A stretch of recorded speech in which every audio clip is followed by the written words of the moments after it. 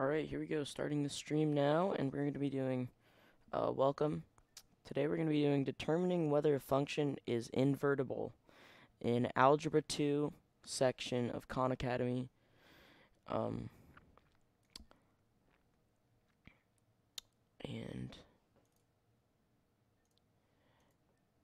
Alright, here we go.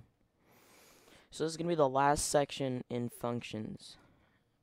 And then we have quizzes and tests, which I'm not going to do on the stream. So this is the last part of functions that we're going to be doing. So now we have a quick video to watch, and then we have an article. So we'll just watch that video. F is a finite function whose domain is the letters A to E. The following table lists the output for each input in F's domain. So if x is equal to a, so if we input a into our function, then we output -6. F of a is -6. We input b, we get 3. We input c, we get -6. We input d, we get 2. We input e, we get -6. Build the mapping diagram for f by dragging the endpoints of the segments in the graph below so that they pair each domain element with its correct range element. Then determine if f is invertible. All right, so let's see what's going on over here. Let me scroll down a little bit more. So in this purple oval, this is representing the domain of our function f, and this is the range. So the function is going to, if you give it a member of the domain, it's going to map from that member of domain to a member of the range. So for example, you input a into the function, it goes to -6. So a goes to -6, so I drag that right over there. B goes to 3. B goes to 3. C goes to -6. So it's already interesting that we have multiple values that point to -6. So this is okay for f to be a function, but we'll see it might make it a little bit tricky for f to be invertible. So let's see, D points to 2, or maps to 2. So you input D into our function, you're going to output 2. And then finally, E maps to -6 as well. E maps to -6 as well. So that's a visualization of how this function f maps from a through e to members of the range. But also ask ourselves, is this function invertible? And I already hinted at it a little bit. Well, in order for it to be invertible, you need a function that could go from each of these points that can do the inverse mapping. But it has to be a function. So if you input 3 into this inverse function, it should give you b. If you input 2 into this inverse function, it should output d. If you input -6 into this inverse function, or this hypothetical inverse function, what should it do? Well, you can't have a function that if you input a number, it could have 3 possible values, a, c, or e. You can only map to one value. So you actually can't set up an inverse function that does this, because it wouldn't be a function. You can't go from input -6 into that inverse function and get 3 different values. So this is not invertible. Let's do another example. So this is the same drill. We have our members of our domain, members of our range. We can build our mapping diagram. A maps to -36. B maps to 9. C maps to -4. D maps to 49. And then finally, E maps to 25. E maps to 25. Now, is this... My bad. I'll try to get back to F is finally E maps to -6. If you input 2, what should it do? 3 different values. E maps to -4. Here. D maps to 49. And then finally, E maps to 25. E maps to 25. Now, is this function invertible? Well, let's think about it. The inverse, D maps to 49. So let's think about what this hypothetical inverse function would have to do. It would have to take each of these members of the range and do the inverse mapping. So if you input 49 into our inverse function, it should give you D. Input 25, it should give you E. Input 9, it gives you B. You input -4 and input C. You input -36, it gives you A. So you could easily construct an inverse function here. So this is very much invertible. One way to think about it is these are This is a one-to-one mapping. Each of the members of the domain correspond to a unique member of the range. You don't have two members of the domain pointing to the same member of the range. Anyway, hopefully you found that interesting. All right, now we're going to move on to the article, which is, intro. All right, so here we go. Intro to invertible functions. Inverse functions, in the most general sense, are functions that reverse each other.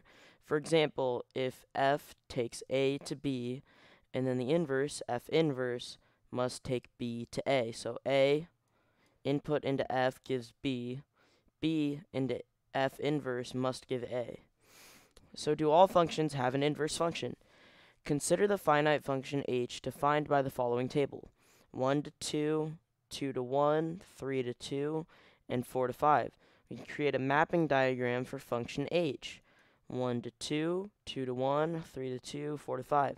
Now let's reverse the mapping to find h inverse. Well, 1 to 2, 2 to 1, and 3, and then 5 to 4.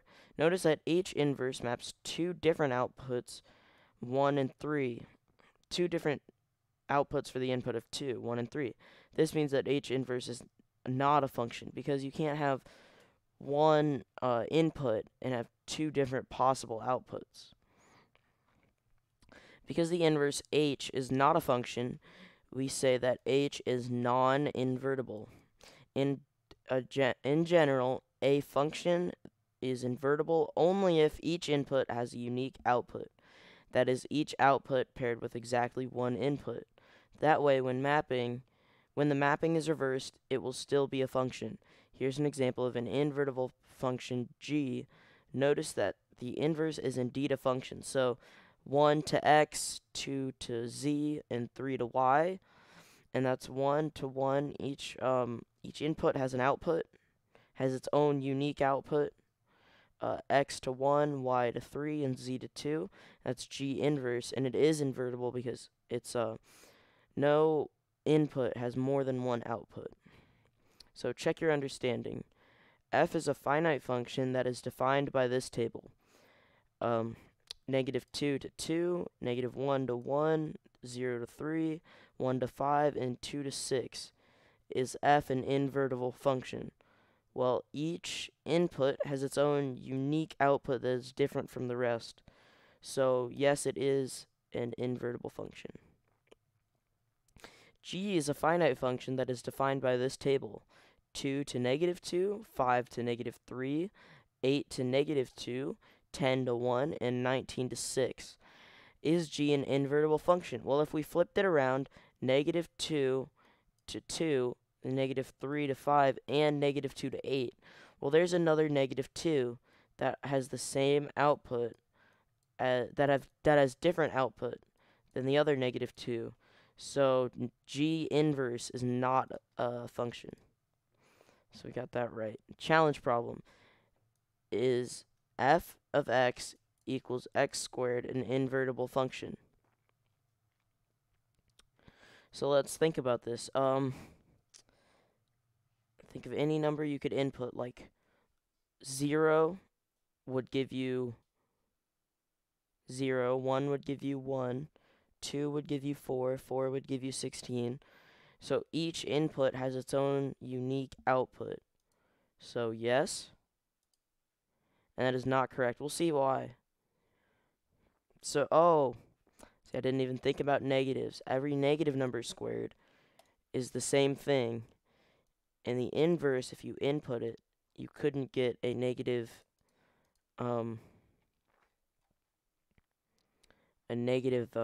output. So, no. Invertible functions and their graphs. Consider the graph of the function y equals x squared. That's this one right here. We know that a function is invertible if each input has a unique output, or in other words, if each output is paired with exactly one input. But this is not the case for y equals x squared, and it shows you down here. Take the output 4, for example. Notice that by drawing a line, by drawing the line y equals 4, you can see that the two inputs 2 and negative 2 are associated with the output 4. And you can do that with any 6 is both of these, about 2.5-ish.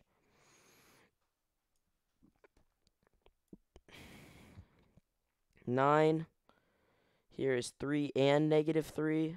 But yet, no matter where you move it, it's got 2 points.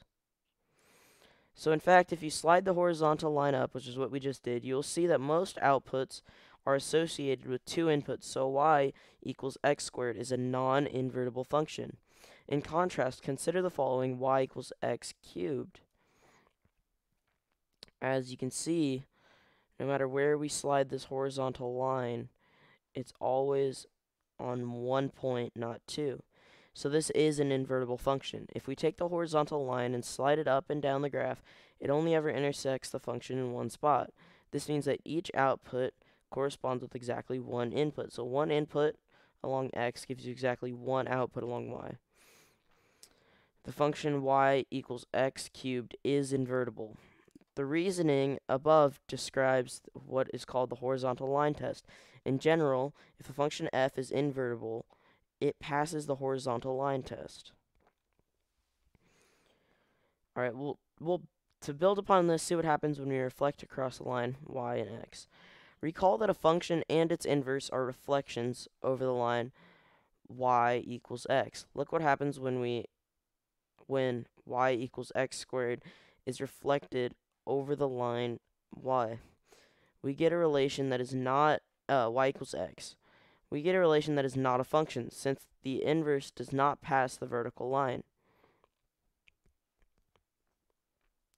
In general, if a horizontal line intersects the graph of a function in more than one spot, if a vertical line will intersect the graph of its reflection over y equals x in more than one place. So see how they intersect here twice.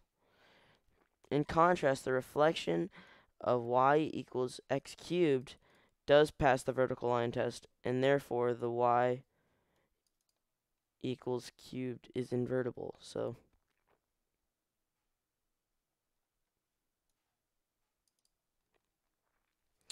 we'll check our understanding here. Is G invertible? Well, if we took the horizontal line test and we drew a line across, here. Here there wouldn't be a problem. Here there wouldn't be a problem. Here there wouldn't be a problem because it's only 1 point, 1 point. But if we started at 0, y equals 0, it crosses here and here. And if we did it at y equals 2, cross here, here, and here, and that's 3. So this these 3 different x inputs would all give you the same y output, which means y output can't give you more than one input. So G is not invertible. Now, is H invertible? Well, if we did the horizontal line test, we drew a line here, no problems, and we kept sliding it up, it would only ever cross once along this horizontal line. So yes, it is invertible. Because each input has its own unique output, and each output has its own input. So now we have just a video, and then we have some practice problems to do. To which intervals could we restrict f of x is equal to cosine of x minus pi over 4 so that f of x is invertible? And they show us what cosine of x minus pi over 4, what it looks like, the graph of it. So let's just think about what it means for a function to be invertible. So a function is a mapping from a set of elements that we would call the domain. So my pen is a little off today, so let's see if it works okay. So this right over here is our domain, and this over here is our range. And a function maps from an element in our domain to an element in our range. That's what a function does. Now the inverse of the function maps from that element in the range to the element in the domain. So that over there would be f inverse. So that's the direction of the function. that's the direction of f inverse. Now, a function is not invertible. One of the situations in which a function is not invertible, you could have a function where two elements of the domain map to the same element of the range. So both of these elements map to that element of the range. But then, so both of these are the function. But then if this is the case, it's going to be, you're not going to be able to create a function that maps the other way. Because if you input this into the inverse function, where do you go? Do you go to that element of the domain? Or do you go to that element right over there? And so one way to think about it is you need a one-to-one mapping. For each element of the domain range, there's only one element of the domain that gets you there. Or another way to think about it, you could try to draw a horizontal line on the graph of the function and see if it crosses through the function more than once. And you could see that this is indeed the case for this function right over here. If I did a horizontal line right over here. Now, why is this the issue? Well, this is showing us, actually, let me do a number that's a little bit easier to look at. So let's say I drew the horizontal line right over here. Now, why is this horizontal line an issue? Well, it's showing us that just even what the part of the domain that's being graphed here, that there's several points that map to the same element of the range. They're mapping to 0.5. 0.5. If you this value right over here, when you input f of that is equal to 0.5, f of this right over here is equal to 0.5, f of this right over here is 0.5. So if you have that, if you have multiple elements of your domain mapping to the same element of the range, then the function will not be invertible for that domain.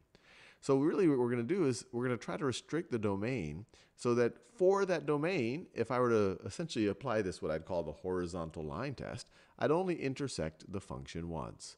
So let's look at the graph of the function once. So let's look at these choices. So the first one is an open set from negative 5 pi over 4, negative 5 pi over 4. So that's pi, that's negative pi and another fourth of pi. So that's, I think, starting right over here, going all the way to negative 1/4 pi. So that's this domain right over here. Let me do this in a new color.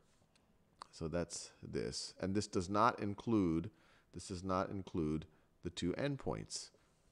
So here, I can still apply the horizontal line, and in that domain, I could show that there's two members of the domain that are mapping to the same element in the range.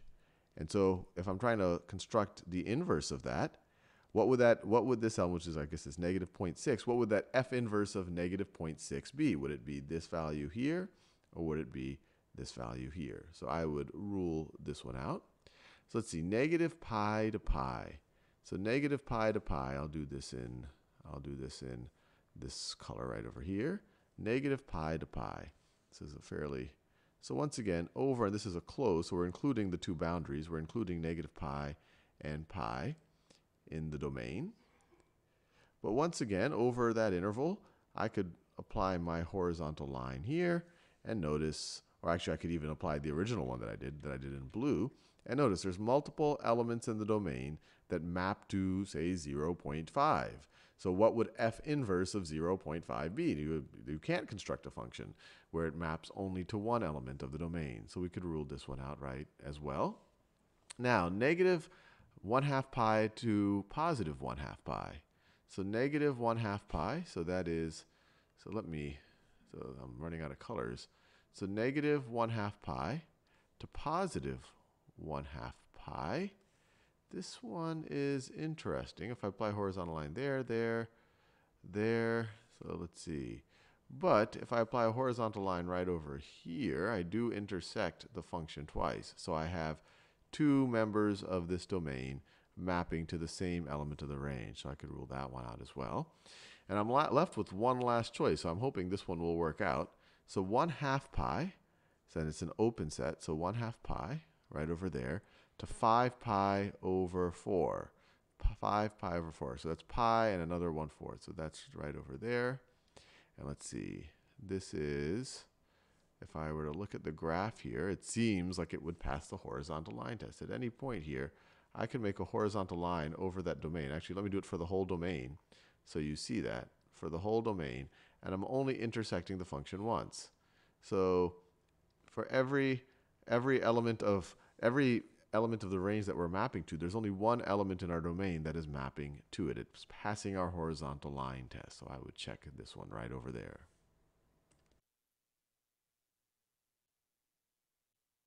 Alright, now we're going to move on to do the practice problems.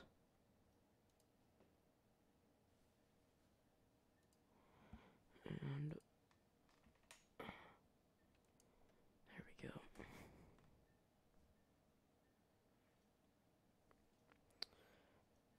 Alright. So determine if a function is invertible practice. There we go, one sec.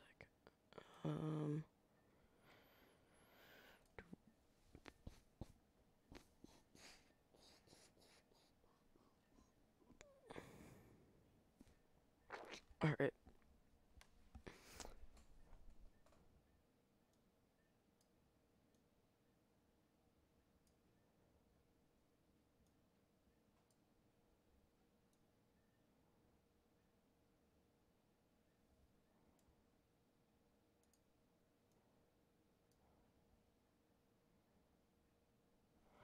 Alright, here we go.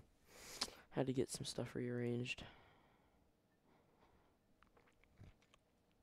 F is a finite function whose domain is the letter A to E. The following table lists the output for each input in F's domain. X, A, so it's X to F of X, A to negative 19, B to 23, C to 7, D to 23, and E to negative 19. Build the mapping diagram for F by dragging the endpoint segments to the graph below so that each domain element, pair each domain element with its correct range element. So A to negative 19, B to 23, C to 7, D to 23, and E to negative 19. There we go.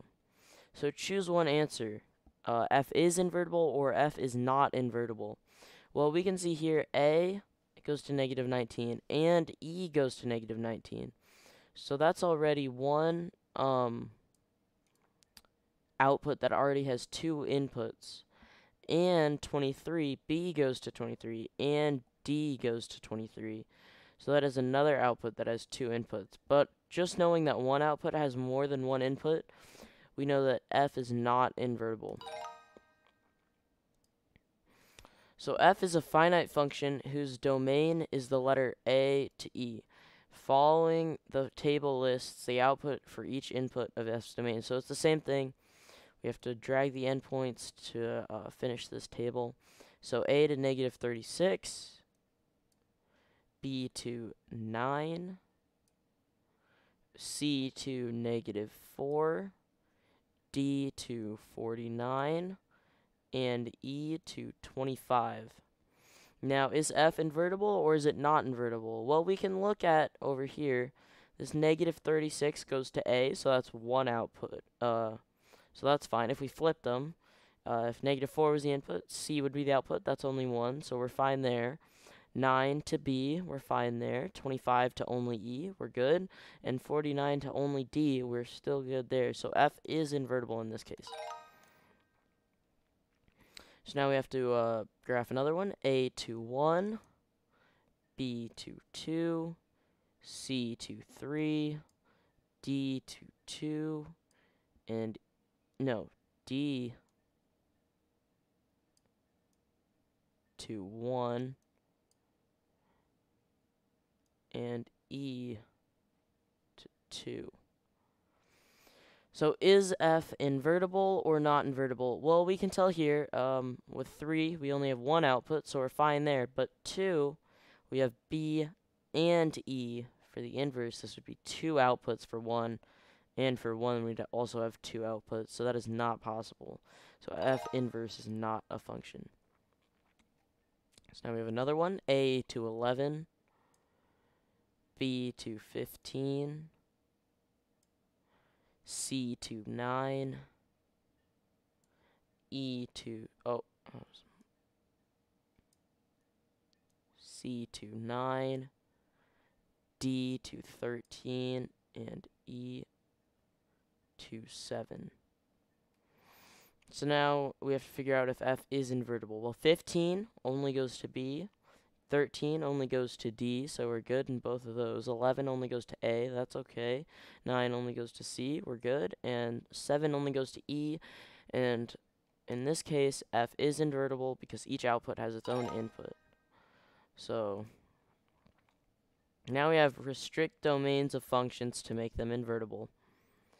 So to which intervals could we restrict the domain of F to make it an invertible function? Choose all that apply. So x has to be greater than -1 but less than 1. So x be greater than -1. That would be along this line here. Oh, greater than -1 all the way down. All the way down. I guess that's where it stops. But less than 1. Well, we can see here if we did the horizontal line test anywhere, here for example, well, we have 2 points that are along the same y-axis, so that can't be it. So we know that it's not this one.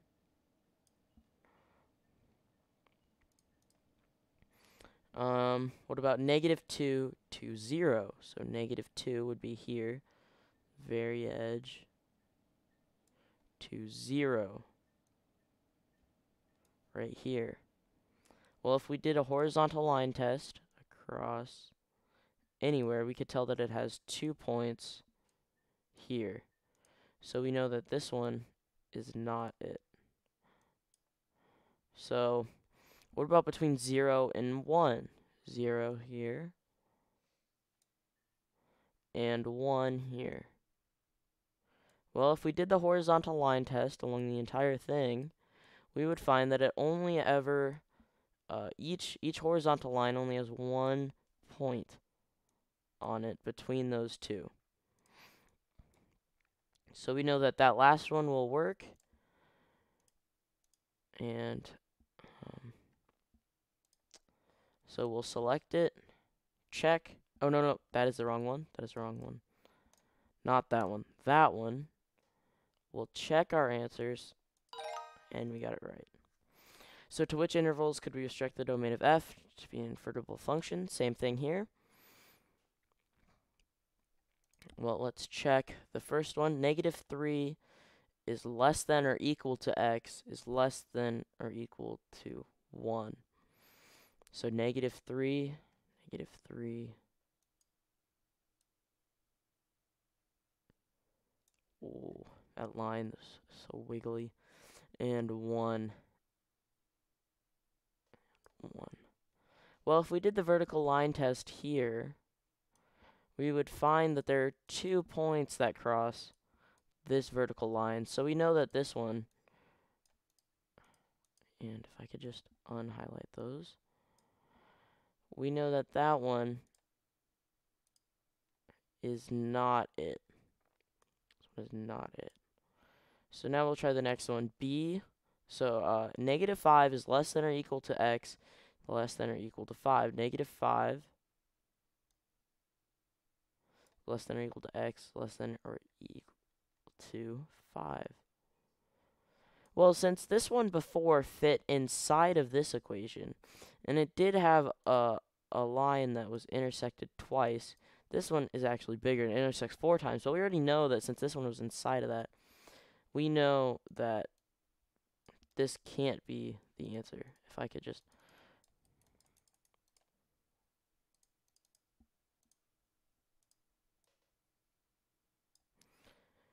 So we know that this one can't be it. What about between 5 and 9? 5 and 9. Well, if I could draw one all the way down to here, I'm going to draw them all the way down, and then we drew a horizontal line across here, we'd see that it intersects. Well, if we did it here, it intersect here and here. And if we did it lower, it intersect here and here. So we know that this one can't be it either. So we know that the answer has to be none of these. And we'll move on to the next question. To which intervals could we restrict the domain of f to make it an invertible function? Choose all answers that apply.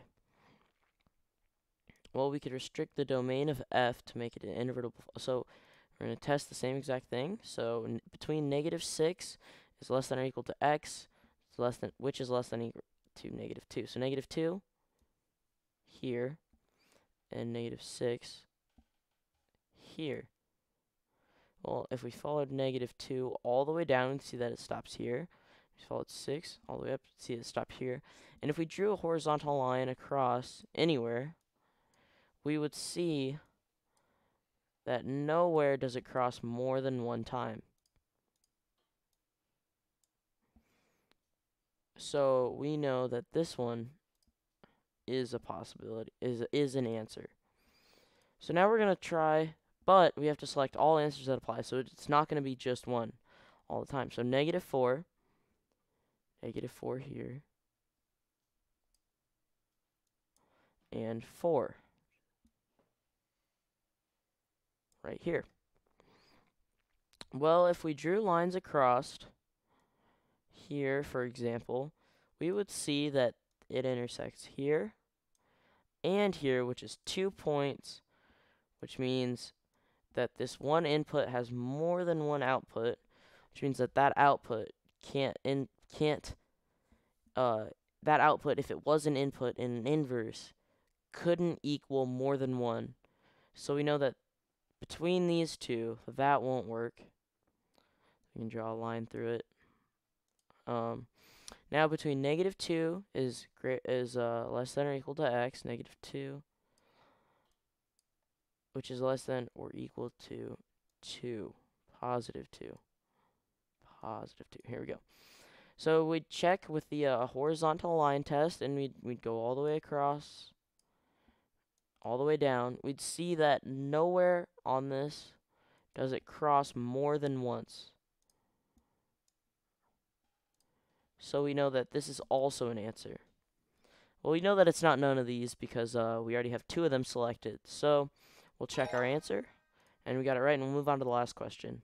To which intervals could we restrict the domain of f to make it an invertible function? So same thing.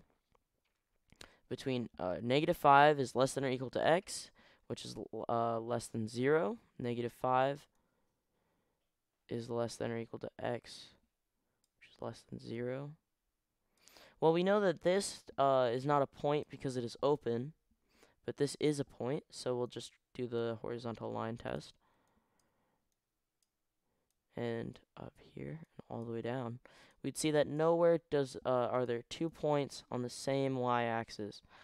So we know that this is an answer. So between 0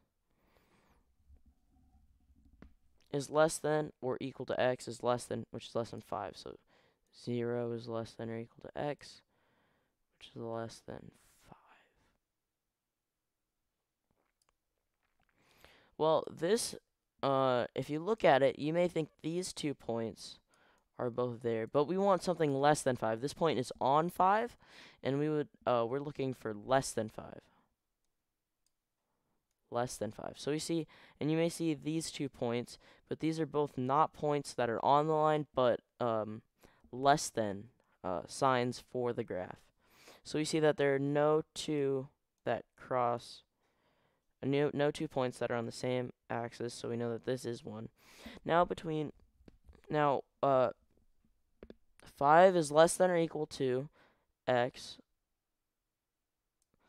which is less than 10, which is here. Well, we know if we look and we check our horizontal line test, we see once again that no 2 points cross the same y-axis. There's no y-axis that has 2 points crossing. So all of them, and we check, and we got them all right. So that is determining whether a function is invertible in Algebra 2 in Khan Academy. And that's all, and that is all of functions done. So, thank you guys for watching, and that's all.